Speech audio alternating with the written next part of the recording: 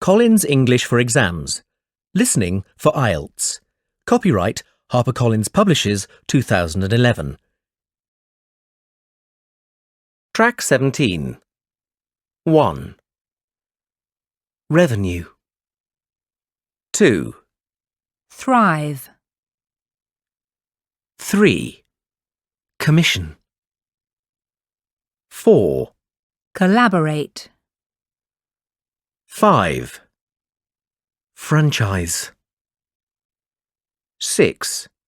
Restructure. 7. Audit. 8. Subsidiary.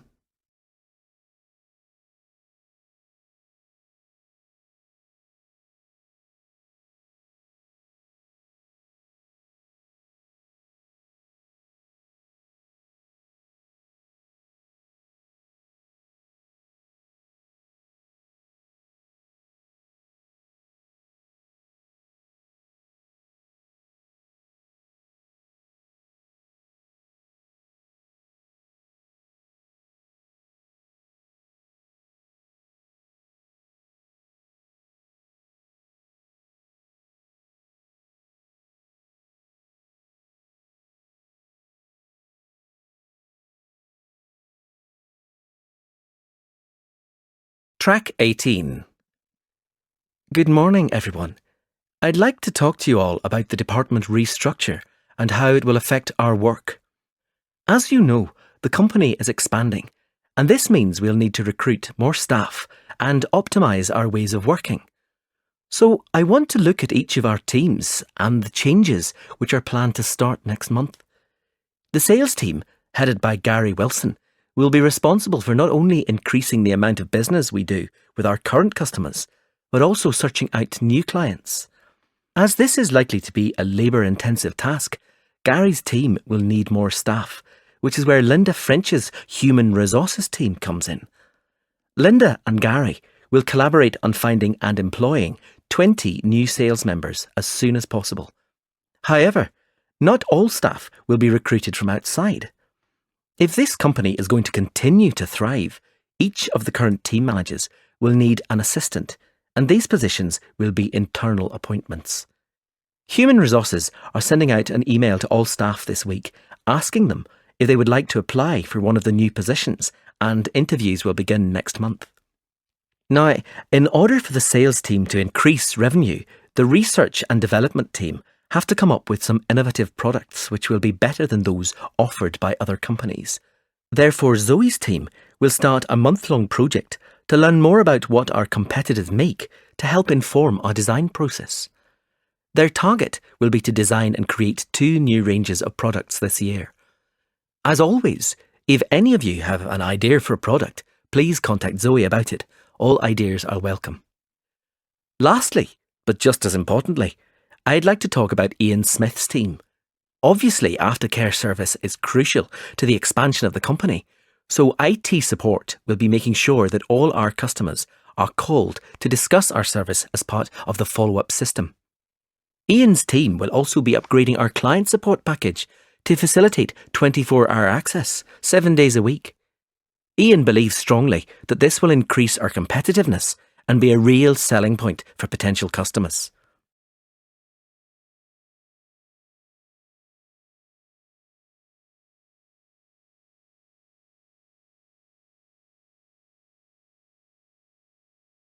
Track 19.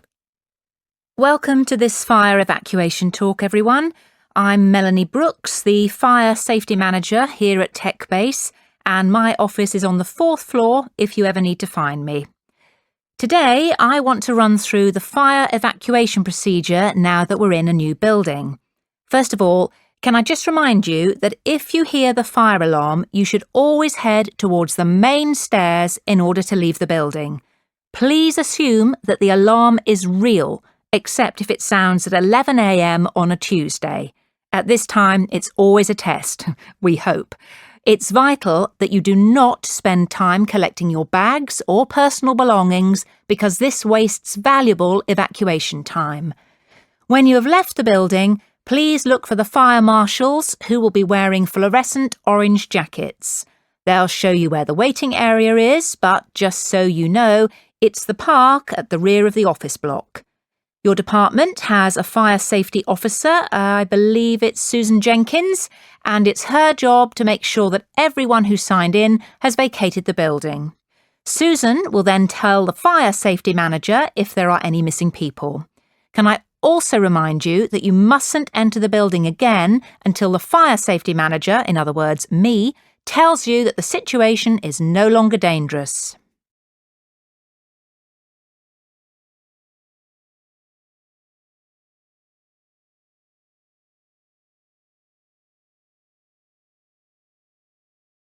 Track 20. Right, team. This afternoon, I want to go over the new marketing and advertising strategy so that everyone is clear on the streams for each of our product ranges. Let's start with toys for children. Now, last year, most of the advertising was done through leaflets posted through people's letterboxes across the city. However, the products are now selling well nationally in department stores rather than just in our local shop here in Leeds. So, we're going to expand the budget and use print media. By this, I mean the national newspapers, in order to maximise the exposure to these products. And despite the fact that our competitors advertise baby clothes on TV, we won't be using this method, as our statistics show that it's just not cost effective. People don't pay much attention to TV ads for baby clothes, but we believe a picture in the newspapers will be much more attractive to potential customers. We're going with this method.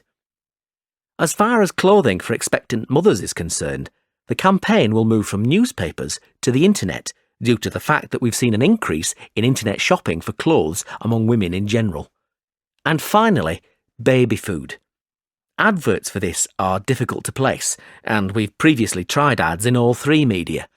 Anyway, although our analysis has shown that the internet is one possibility, we're going to continue using television.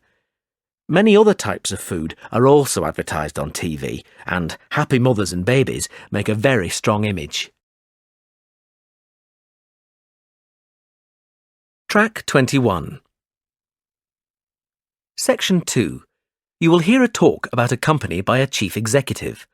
First, you will have 20 seconds to look at questions 1 to 6. Now listen carefully and answer questions 1 to 6. I'd like to start by welcoming everyone to our annual meeting and thanking you all for your hard work. It's been a great year for us in terms of expansion and optimising business opportunities, and I'm pleased to say that Benchmark Consulting is a thriving, successful company. I'd like to take this opportunity to give you an overview of where the company began and where we'll be going in the next 10 years.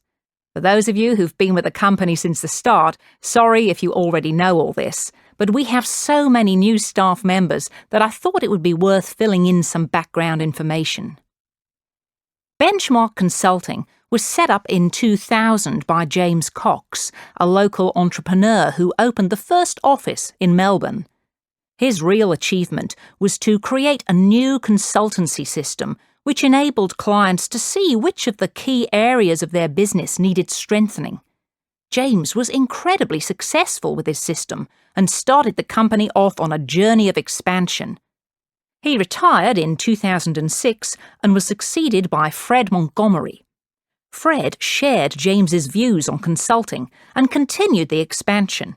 He increased revenue to $5 million and opened a new office in Perth. Soon the Benchmark Consulting system had become just that, the benchmark for many other consulting firms, and Fred took the opportunity to sell Benchmark for $10 million in 2008. Our new owners are, as you know, TFB Group Limited, and their investment has allowed us to build our brand new headquarters here in Sydney. TFB Group have brought us more exposure at a national level, and our most recent success has been winning a contract with the Government of Australia, advising on management restructuring. Now, we ourselves have done a little reorganisation over the last year to maximise our productivity. We've thought long and hard about the best location for the marketing department, as this is the key to facilitating our future business. Although Perth has a large number of marketing companies, which enables us to learn from our competitors, it's Melbourne that's the gateway to international connections, and therefore we've decided to move all marketing operations there. In terms of professional development, we wanted to optimise the training programs available to our staff because training is vital if we want to remain competitive.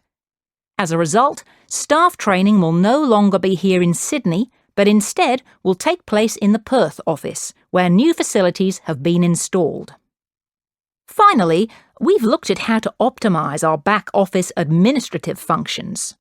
Currently, each office has its own admin department. However, this is proving to be less efficient than we would like. In order to resolve this situation, all these functions will now be centralised here in Sydney. Before you hear the rest of the talk, you will have 20 seconds to look at questions 7 to 10. Track 22. Now listen and answer questions 7 to 10. So, what does all this mean for the future? Well, after 10 years, I've decided that Benchmark needs a new vision for the future. I think it's time for us to divide up parts of the business into smaller units. Therefore, over the next 5 years, I aim to set up 2 small subsidiary companies in order to focus on international expansion in Europe and Asia. There are many organisations in emerging markets which could benefit from our experience and skills. Which leads me to the next point for future development, that of increasing our workforce. It's become clear that all our departments are understaffed, so we'll be taking on more employees over the next year. And the really good news is that to make us a desirable employer, all positions, current and future, will receive a salary increase of 10%. Lastly, I know that some people are worried about the financial aspects of having to move to another city as part of the restructure. So Benchmark will be providing a relocation package to all employees thus affected. This is because we would like you all to remain with the company for the foreseeable future. That is the end of section 2. In the exam, you will have half a minute to check your answers.